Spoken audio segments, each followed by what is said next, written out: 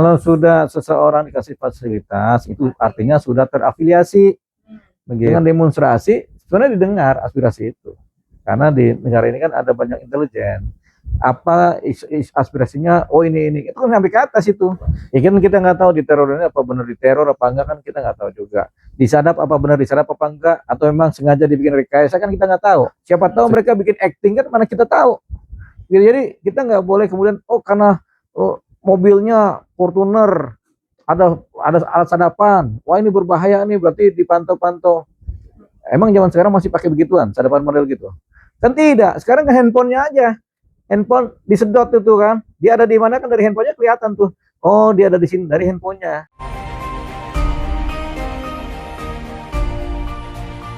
Proposal itu kan seorang mantan atau yang pernah kuliah di UGM itu. Masih kuliah kali ya? Masih kuliah kan? Jurusan apa ya? Jurusannya lupa lagi. Kalau jurusan sudah lulusan tahun 2025. Oh, udah lulus? Udah lulus ya.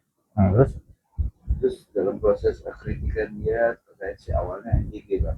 Ya. Siapa namanya? Tio. Ya. Dengan bergeser kritikan yang tidak menuju dengan kritikan kinerja seorang pemerintahan Prabowo, tapi lebih dominan mengkritik seorang presiden secara pribadi. Apa kritikannya ke presiden?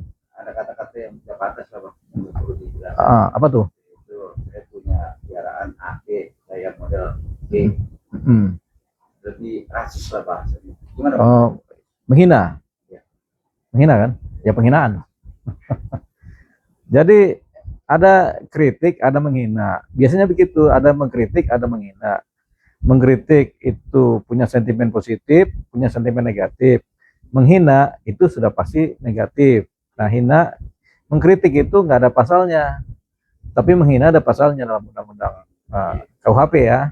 Nah, jadi kalau menghina itu ketika menyebut nama orang, kemudian diplesetin menjadi sesuatu yang bernilai negatif ya, atau bernilai jijik namanya tuh ya. Jadi itu dianggap sebagai menghina.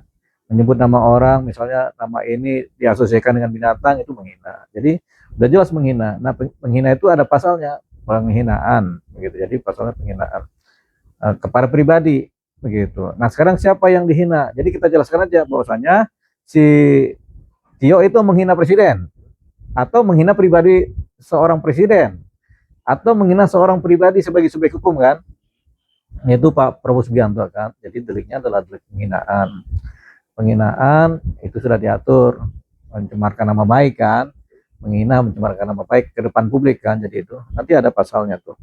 Nah, jadi sudah terpenuhi unsur penghinaan gitu. Kalau dia mengkritik, tentu yang dia kritik itu adalah jabatan presiden beserta pemerintahannya beserta program-programnya. Itu yang dikritik. Programnya misalnya nggak bagus, atau programnya penuh dengan korupsi, atau programnya ternyata jadi sarang koruptor. Nah, itu dihina, dikritik itu.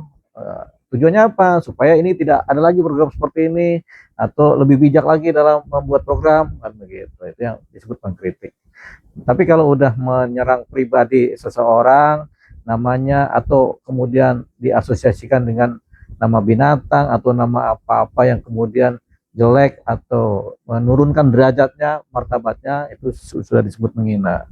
Jadi Tio sudah masuk dalam unsur pidana penghinaan begitu. Nah, tapi kan tampaknya kemarin atau tadi sudah dilaporkan oleh banyak pihak ke kepolisian. Itulah kalau kita sebenarnya tidak bisa membedakan antara mengkritik sama menghina, terus kemudian mental setting kita itu sebenarnya lebih suka menghina, ya berpotensi ada orang yang nggak suka atau ada orang yang dicemarkan, sehingga berpotensi dilaporkan polisi. Dalam kasusnya Tio ini akhirnya kan dilaporkan ke polisi kan, sebagai suatu laporan pengaduan kepolisian. Sebenarnya yang mengadu ini nanti adalah si yang namanya disebut, yaitu Pak Prabowo Subianto sendiri, kan dia yang dihina kan. Tapi karena dalam jabatan sebagai presiden, mungkin ada clue-clue di mana yang dihina martabat dan jabatan presiden, sehingga bisa negara melaporkan, bisa pihak masyarakat melaporkan yang merasa nggak terima. Tapi dalam penghinaan atau kritikan, konteksnya kritikan loh bang, menghina dalam Iya. proses kritikan, membangun dalam konteks. Nah, jadi udah jelas sih apa itu sebut mengkritik, apa itu sebut menghina. Menghina itu lebih kepada fisik seseorang, nama baik seseorang dijatuhkan, martabat seseorang dijatuhkan, itu menghina. Atau keluarga seseorang di jelek-jelekin, itu menghina. Tapi kalau mengkritik itu bukan kepada pribadinya, tapi kepada program kerjanya. Karena ini kan yang bersangkutan yang mau dikritiknya sedang menjabat. Jadi karena jabatannya, karena program jabatannya, karena pemerintahnya, itu boleh dikritik. Dan kritik itu jelas, menghina juga jelas. Begitu. Jadi sebenarnya mudah membedakan antara mengkritik dan menghina tadi. Tapi aku melihat dari mengkritik dalam proses itu apa bang? Apa untuk kritik yang membangun? Apa kritik Ya, kritik kan ada dua. Kritik yang tendensinya ke arah positif, membuat konstruktif, atau kritik yang arahnya sebenarnya pengen jatuhkan, yang sifatnya kritik negatif, yang destruktif ujungnya. Jadi itu aja. Kritik yang menghancurkan sebenarnya kritik yang kemudian melepeh namanya itu kan.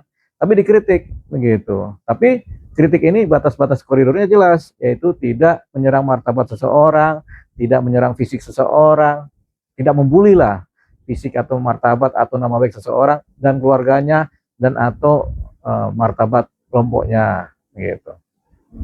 bang? Kan awal kritikan itu kan terkait masalah NGO. Ya, Jadinya ada penangkapan seorang dagang. ya itu kritik. Dari perkembangan itu, ya kan, dia meminta di stop MBG itu. Nah, bang, Itu kritik. tapi minta di stop. Iya, itu kritik. Jangankan dia, banyak orang juga minta menstop karena nggak manfaat, nggak faedah dengan pertimbangan masing-masing. Nah, itu kritik.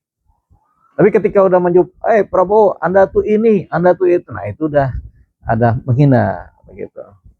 Jadi sepanjang kritik kita juga boleh, ini kita juga nggak paham nih sama MBG. Kalau dipukul rata gitu aja, apalagi sudah korupsinya sudah banyak, makanya kita kritik nih supaya MBG jangan begitulah. Kalau perlu di stop lah, atau kalau nggak bisa di stop mungkin dibikin kebijakan yang arif lah. Mengenai apa? Ya supaya MBG ini tepat sasaran lah, efektif, efisien, tidak ada korupsinya, kan begitu. Nah, ini kita kritik itu. Tapi ketika menghina, beda lagi.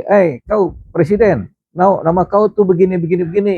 Kau tuh sebenarnya begini, begini, begini. Kau begini, begini. Ya itu yang sifatnya negatif, ya itu udah masuk ke penghinaan. Ini pilah dua. Dengan keberanian seorang Tio. Bukan berani, bodoh itu. Oke. Ya, apalagi ya. Gitu bang, ya kan, alumni UGM itu bisa membedakan kritik sama. Iya dong, kita dari zaman dulu juga paham itu mana mengkritik, mana menghina. Kalau sampai ada laporan polisi, dilaporkan kemudian jadi laporan polisi kan udah masuk unsur menghinanya kan, sehingga yang bersangkutan kita anggap bodoh aja, begitu. Tapi berbalik dengan kata juga pemimpin negara juga dengan statement itu bang. Siapa? Ya juga dengan pemimpin sekarang banyak yang bodoh. Oh iya memang begitu. Ya ini kan masih, jadi yang kita ini tindakannya nih bodoh, tindakannya seperti itu. Kenapa Anda lakukan yang seperti itu? Akhirnya laporan polisi kan, begitu kan? Seperti itu. Nah, dia menyampaikan kepada pejabat-pejabat bodoh juga sebenarnya kan masih dalam batas toleransi kalau nggak sebut nama kan. Kalau udah sebut nama juga udah masuk kepada penghinaan kan, gitu. Jadi ada yang begini, beberapa penurunan derajat martabat seseorang itu ada yang memang faktual, tapi emang ada yang memang bukan faktanya begitu. Misalnya, kau ini nggak pinter, kau bodoh. Memang faktanya nggak pinter nggak bodoh, begitu.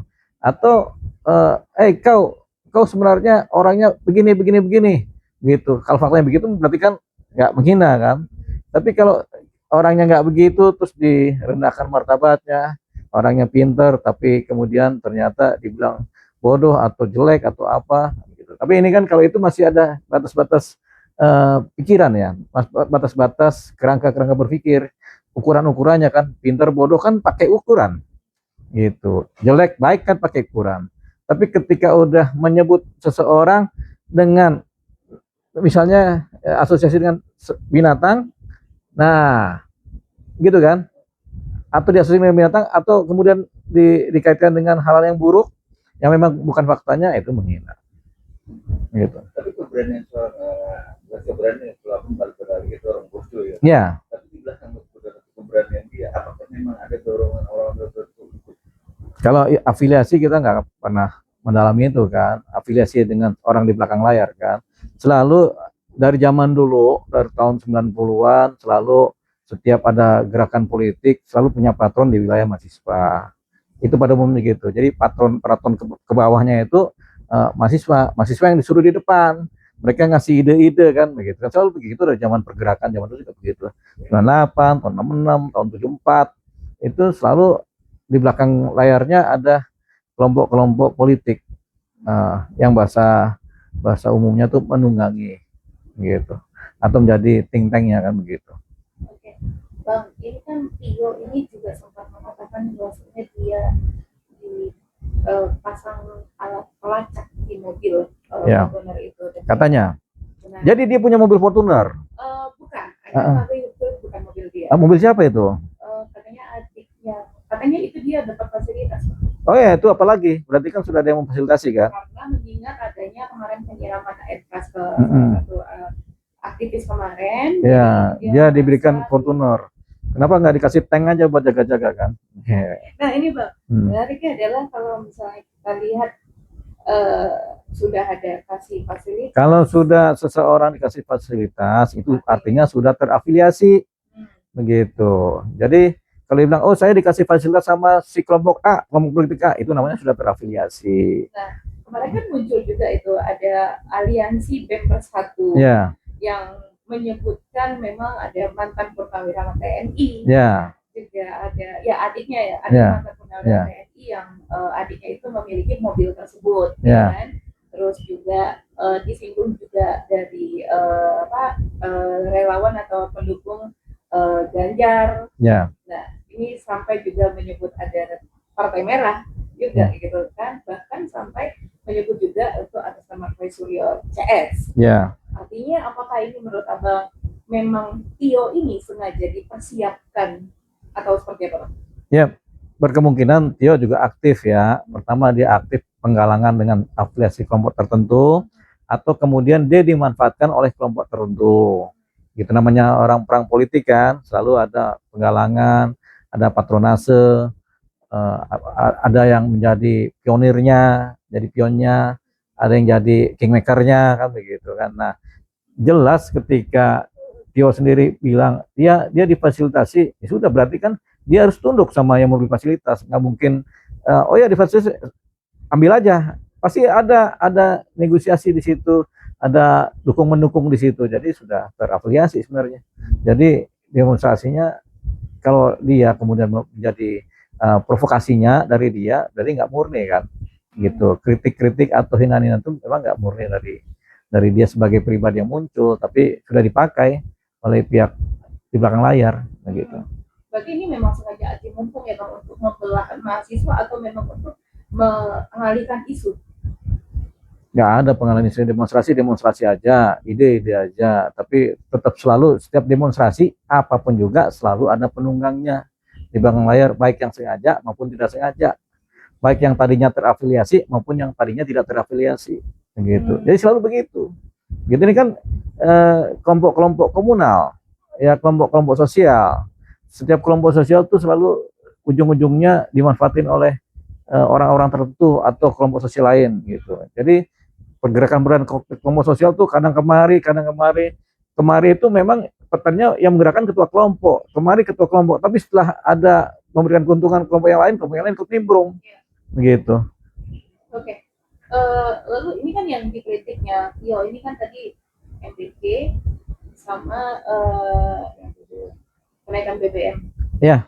Yang menariknya ini kan adalah kenaikan BBM, mungkin kita sudah tahu ya Bang, sama-sama tahu dampaknya dari mana gitu kan. Karena Presiden juga kan kemarin sempat menyebut tidak, kalau bisa memang tidak naikkan. Tapi gitu kan. Kenyataannya kan memang akhirnya naik gitu. Nah ini Abang melihat kasus BBM ini seperti apa Bang menurut Abang sendiri? Pertama kalau kritikan siapapun boleh mengkritik. Jadi termasuk Tio pun boleh mengkritik, tapi jangan menghina. Nah kemarin dia sudah offset menghina, ya udah lihat urusan dia lah penghinaan kan. Tapi kalau kita bicara kritik ini tergantung dari perspektif mana mereka melihatnya dan ukurannya apa yang mereka pakai untuk mengkritik. Udah, tapi kritik boleh. Nah tapi kalau kita ditanya bagaimana tentang BBM naik ini? Apakah rasional atau tidak? Sepanjang kenaikan BBM khususnya non subsidi itu terkait dengan kenaikan minyak dunia, itu masih rasional, terukur secara ekonomi. Jadi kalau minyak dunia turun, harga minyak dunia dia juga turun lagi gitu. Nggak mungkin harga minyak tinggi terus kita tetap di sini aja, ini yang nggak ikut naik juga. Diskrepansinya ketinggian, subsidi akhirnya mau nggak mau kan ditalangin sama negara lewat devisa kan, bangkrut kalau nggak ikut naik. Jadi kalau minyak dunia naik ya ikut naik begitu, turun ya ikut turun begitu. Itu yang hukum ekonominya begitu gitu. Jadi kalau mengkritik ya masing-masing punya latar belakang atau dasar-dasar mengkritik. Cuman kalau pakai ilmu ekonomi sudah pas apa enggak nih kritikannya. Tapi kritikan boleh. Jadi dia mengkritik boleh-boleh aja. Mungkin dia mengkritiknya dari sisi sosial, bukan dari sisi ekonomi. Mengkritiknya dampak yang lebih besar. Itu boleh itu, mengkritik itu. Menarik banget ada kritik yang harus jadi betul pendapat. Tapi juga karena dengan kritikan bahwa saya kasih nama kucing itu Prabowo Subianto. Itu juga termasuk penghinaan dong, kan itu melekat pada nama orang. Asesnya kan nama orang. Nama orang kemudian digabungkan dengan nama binatang kan? Itu namanya penghinaan. Sudah masuk unsurnya kalau itu. Tinggal ahli bahasa aja. Ini kan harus ada ahli bahasa tuh, ahli bahasa Indonesia tuh. Apakah ini termasuk dalam kategori menghina apa tidak? Selalu ahli bahasa yang menentukan. Tapi kalau kita sih yang sudah biasa ngadepin begini ya ini udah penghinaan. Juga kemarin juga melalui pertemuan salah satu anggota atau yang pernah dari partai sendiri. Ya. Hal biasa Pak. Kalau bukan presiden dengan seperti itu ya, karena dia punya cabang hukum yang harus dikritik dengan tegas Pak. Namun Iya, jadi gini, nggak serta merta setiap penghinaan kemudian harus dibarengi dengan laporan polisi. Banyak orang menghina SBY itu karbau, lembu, gitu kan zaman dulu kan. SBY diam-diam saja sampai pada satu titik dia bikin laporan polisi juga kan, gitu. Jadi setiap penghinaan yang kemudian tidak dianggap oleh si yang merasa terhina, jadi penghinaan ini kan sambil lalu. Menghina iya tapi bukan pidana karena tidak dilaporkan. Gitu. Jadi kita bilang ini sudah penghinaan. Tapi kalau tidak dilaporkan ya penghinaan ini ambiar aja, hilang saja. Nggak ada unsur pidananya. Kenapa? Karena tidak ada laporan polisi. Tapi penghinaan ini masuk unsur pidana. Tapi karena tidak ada yang melaporkan berarti kan tidak ada LP-nya kan. Jadi tidak ada yang merasa dirugikan. Itu. Kalau penghinaan harus ada yang merasa dirugikan kan. Nah, pada kenyataannya waktu zaman SBY dulu udah dikatain macam-macam, dia masih kuat tuh. Tidak bikin laporan polisi kan awal-awalnya kan, jadi aman aja itu kan. Jadi penghinaan yang tidak dibarengi dengan laporan kepolisian, pidananya kemudian menjadi tidak bermakna karena yang merasa dirugikan, yang merasa dihina merasa tidak terhina. Gitu. Selama ini kan banyak mahasiswa berdemo sesuatu dari kinerja yang presiden tanpa ada kata yang substansinya telah bilang tanpa kata-kata yang kita nggak tegas, tapi tidak berarti juga tidak baik. Tapi kalau kayak gitu nggak bakal viral dan nggak akan didengar oleh pemerintah dan negara sendiri Pak. Nah itu ya sebenarnya kalau mau didengar ya bakar-bakarnya juga didengar kan. Ya kan, merusak-rusak juga didengar begitu. Jadi tergantung perilaku apa yang mau dijalankan begitu kan. Jadi membakar-bakar nanti viral didengar juga isi substansinya, merusak juga didengar juga, atau kemudian bikin macet jalan raya sedemikian rupa sampai berhari-hari juga didengar juga aspirasinya kan, atau menghina juga didengar juga nanti aspirasinya. Sebenarnya ini kan sarana-sarana dipakai, tapi ini sarana-sarana yang merusak semua kan, yang didengarkan, perusahaan yang didengar kan merusak semua kan. Tapi ada juga yang kemudian dengan demonstrasi sebenarnya didengar aspirasi itu, karena di negara ini kan ada banyak intelijen. Apa aspirasinya? Oh ini itu kan sampai ke atas itu, nyampe ke Baintelkam, nyampe ke BIN, dari Baintelkam dari BIN nyampe ke Kapolri, ini BIN langsung nyampe ke Presiden, kan nanti dibaca nih gejala-gejala apa nih, apa tuntutannya, kan didengar. Nggak mungkin tuntutan didengar oleh pemerintah, didengar oleh masyarakat lewat media sosial kan, lewat televisi kan, jadi pasti didengar lah gitu. Cuman kan ada orang dengan penekanan ya, dengan cara merusak pagar jalan tol, kemudian membakar gardu tol, itu kan menghina, kan sama aja. Tapi semua yang sifatnya melanggar hukum kan harus dipidana. Khususnya merusak ini kan dipidana lewat laporan publik kan. Menghina bisa dipidana lewat laporan pribadi orang yang merasa dirugikan. Nah, ini kalau Prabowo juga nggak merasa dirugikan walaupun dihina-hina juga, ini nggak bisa jadi perkara pidana begitu. Cuman kan kita nggak tahu, ternyata ada orang yang mewakili Prabowo melaporkan, tapi nanti dicek dulu Prabowo-nya sendiri terhina apa tidak. Kalau Prabowo-nya juga enggak, saya nggak merasa terhina, ya laporannya tuh buat apaan itu? Karena ini kan delik aduan ini kan. Tapi memang Prabowo juga sudah berstatement itu. Sudah? Untuk berstatement itu dalam konteks bukan berarti melapor atau dihina, tapi dia malah untuk menjaga seorang Tio dari ancaman-ancaman. Kata siapa tuh? Kata Prabowo sendiri. Dengan cara? Ya menjaga seorang Tio itu untuk dari ancaman-ancaman bahasanya, karena kan disering teror gitu Pak. Ya kan kita nggak tahu di teror ini apa benar diteror apa enggak, kan kita nggak tahu juga. Disadap apa benar disadap apa enggak, atau memang sengaja dibikin rekayasa, kan kita nggak tahu. Segala sesuatu yang sifatnya fakta tapi kemudian belum dibuktikan asal usulnya atau motifnya, kita nggak bisa bilang ini. Jadi wah ini disadap nih, ya nggak gitu juga. Siapa tahu mereka bikin acting, kan mana kita tahu. Jadi kita nggak boleh kemudian karena mobilnya Fortuner ada alat sadapan, wah ini berbahaya nih, berarti dipantau-pantau. Emang zaman sekarang masih pakai begituan, sadapan model gitu? Kan tidak, sekarang kan handphonenya aja, handphone disedot itu kan, dia ada di mana kan dari handphonenya kelihatan tuh, oh dia ada di sini dari handphonenya, begitu. Oh ya Pak, tapi Abang melihat sendiri, si Tio ini kan sering banget menyuarakan tentang reformasi jilid 2. Abang kan sebagai alumni nih, aktivis tahun 98 nih Bang. Gimana Bang menurut apa reformasi jilid 2 seperti tahun 98 akan terjadi? Begini, ruang-ruang yang membuat reformasi itu adalah ruang-ruang di mana demokrasi terhambat. Orang menyuarakan terhambat. Orang nggak boleh bicara. Jadi orang minta reformasi karena mulutnya ditutup, nggak boleh bicara. Politiknya dicabut, nggak boleh berpolitik praktis. Mahasiswa nggak boleh keluar kampus. Jadi ruang-ruang demokrasi juga nggak ada. Nah, itu baru kita reformasi. Dari pola otoriter, dari pola konservatif ke pola yang demokratis. Nah sekarang kalau kita sudah demokratis, sekarang ini, terus apa yang mau direformasi kalau sistemnya juga udah bagus? Yang harus direformasi bukan sistemnya lagi, tapi oknum-oknumnya kalau masih ada tuh korupsi-korupsinya kan, itu yang, tapi bukan dengan cara reformasi, ini dengan cara penegakan hukum. Jadi sebenarnya nggak ada reformasi jilid 2 itu. Karena apa? Ruang-ruang demokrasi sudah terbuka, negara sudah tertata dengan baik. Nggak ada lagi, apalagi mau direformasi.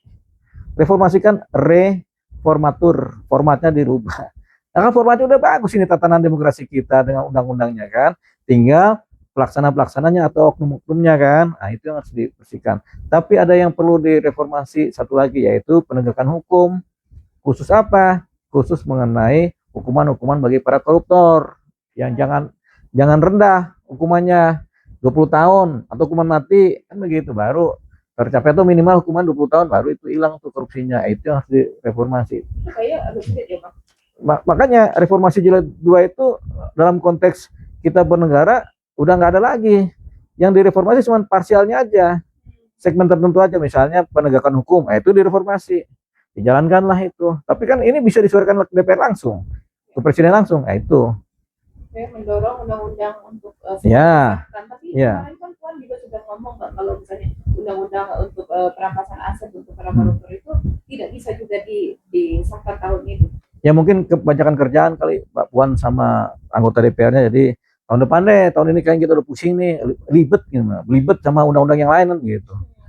Tapi kan itu kan cuma tinggal tuntutan aja, nggak perlu reformasi, tuntut aja. Kalau yang perlu direformasi DPR-nya, kenapa males kan gitu. Gimana supaya rajin kan gitu. Tapi sistematika dari kita bernegara sudah tepat sekarang ini, tinggal penegakan hukumnya aja yang harus direformasi gitu. Jadi sebenarnya boleh berkritik tapi jangan kebablasan. Boleh mengkritik tapi jangan kebablasan. Boleh mengkritik tapi jangan menghina. Boleh mengkritik tapi jangan boleh berdemonstrasi tapi jangan merusak, kan begitu. Kata kebablasan dengan narasi yang mengenai itu. Nah itu ya, setiap kebablasan kan biasanya melanggar hukum kan. Ya, jadi itu kita tegasin aja tadi kan. Oke.